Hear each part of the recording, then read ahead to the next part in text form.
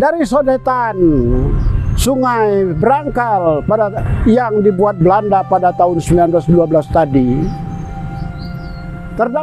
lahirlah sebatang sungai, akhirnya mengalir ke timur lewat kampung yang ada di sebelah sana menuju timur, dan kemudian akhirnya tibalah sungai tersebut di bawah jembatan ini. Jembatan ini adalah jembatan Brawijaya, Jalan Brawijaya. Dari dekat jembatan ini, sungai tadi, sebatang sungai tadi, pecahan Sungai Brangkal tadi pecah menjadi dua.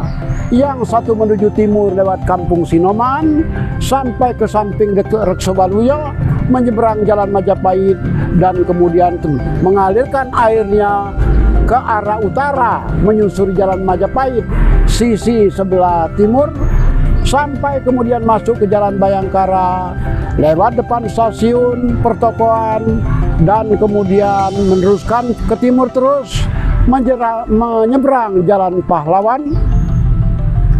Dari Jalan Pahlawan masuk ke Jalan Benteng Pancasila, dan kemudian sampai di ujung Benteng Pancasila berbelok ke utara bertemu dengan sungai di Jalan Empunala. Demikian sungai ini. Adapun sini ada pintu air, pecahannya adalah sungai lain lagi, yaitu Kali Bokong yang kita sebut berkali-kali. Kali Bokong ini mengalir menyusuri tepi sisi timur Jalan Brawijaya, tadinya begitu lebar, dan kemudian sampai di menjelang beberapa ratus meter dari alun-alun, dia pecah menjadi dua.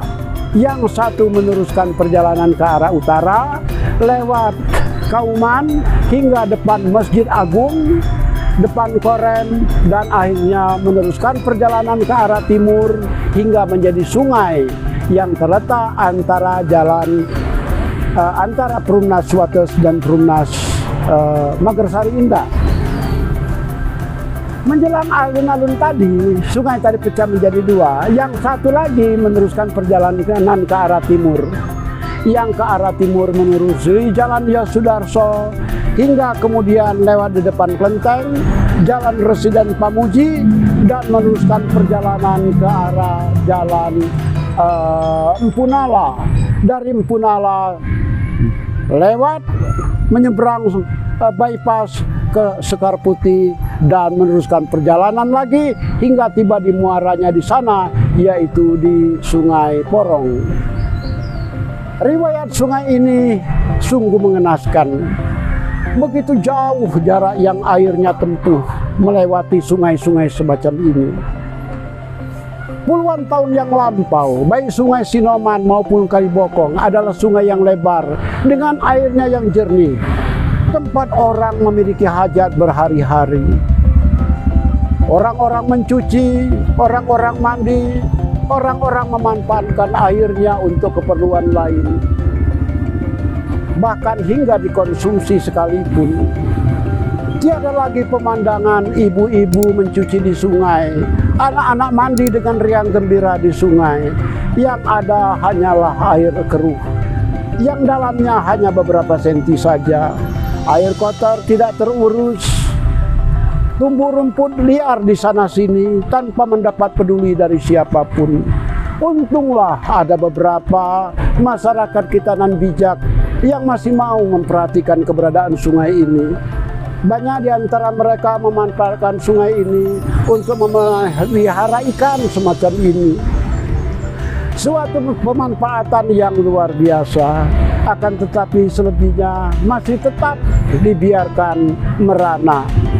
Namun demikian, kita sebagai warga Mojokerto masih tetap harus mencintai sungai ini.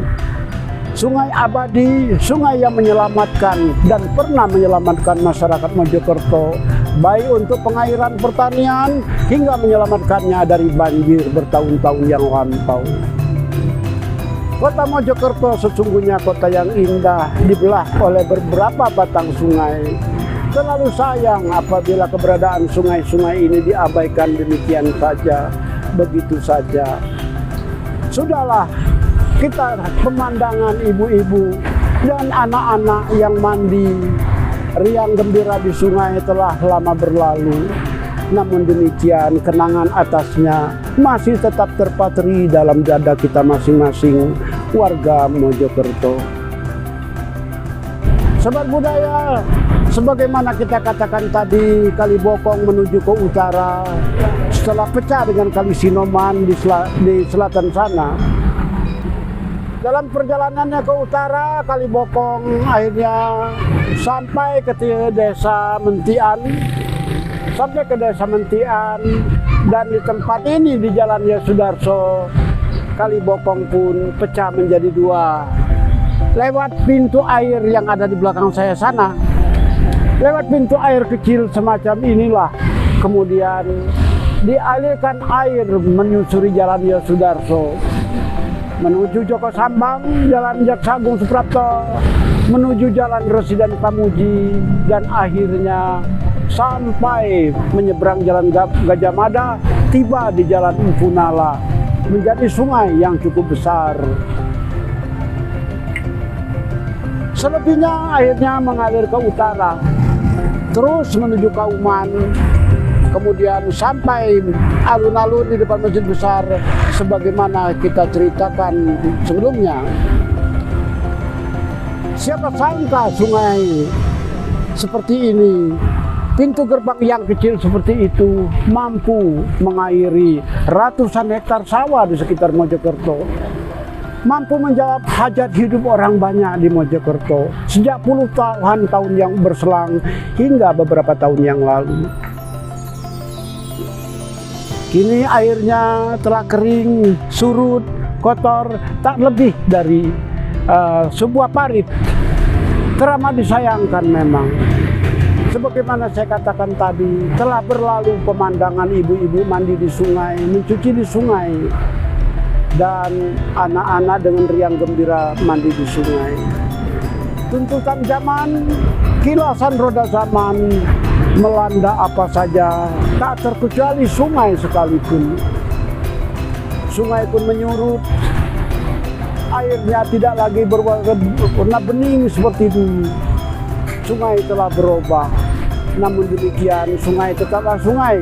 Sungai pernah menjalankan peran sebagai seorang ibu yang mengayomi penduduk bertahun-tahun lamanya.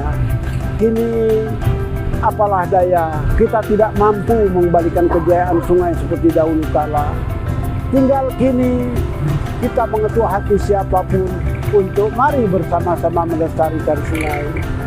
Kembalikan sungai itu seperti dulu. Inggris pernah mencoba sungai Thames yang besar, dan sekarang sungai Thames menjadi sungai tempat memelihara ikan. Mengapa kita masyarakat Mojokerto tidak mampu mengembalikan kebeningan, keindahan sungai-sungainya seperti dulu? Kita pasti mampu, permasalahannya mau atau tidak. Kita tetap mencintai sungai hingga sekarang. Mari kita ingat kembali sungai di Mojokerto sebagai tempat kita dulu mempertanyakan berbagai kebutuhan hajat hidup sehari-hari. Sekarang mari kita hidupkan lagi sungai-sungai tersebut. Inggris, negara yang cukup besar, mampu membebaskan sungainya dari keterpurukan. Kenapa Mojokerto tidak? Salam sobat budaya, kita berjumpa di lain waktu. Terima kasih.